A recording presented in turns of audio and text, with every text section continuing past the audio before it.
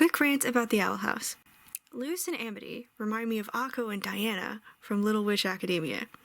Amity's got green hair that runs in the family, and speaking of family, Amity and Diana both have a family of jerks. Jerk family. Their friends are also jerks, and they both tell this posse to tone it down.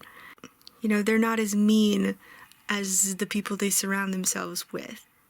Luce's fangirling over the Good Wishes Zora books remind me of Akko's obsession with Shiny Chariot and her cards.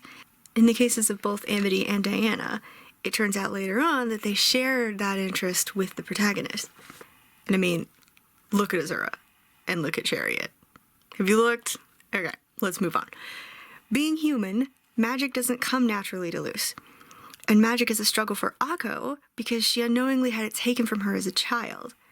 But both of them are extremely powerful when they do overcome these hindrances.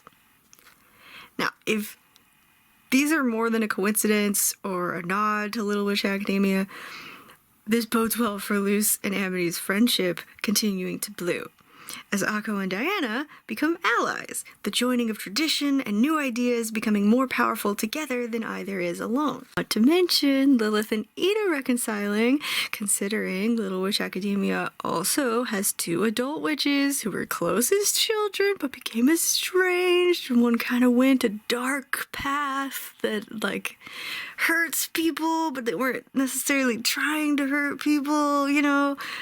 And they just, but they get back together, so, I love Ida so much. Look at her. Oh, black sheep sibling. This is Stan Pines all over again.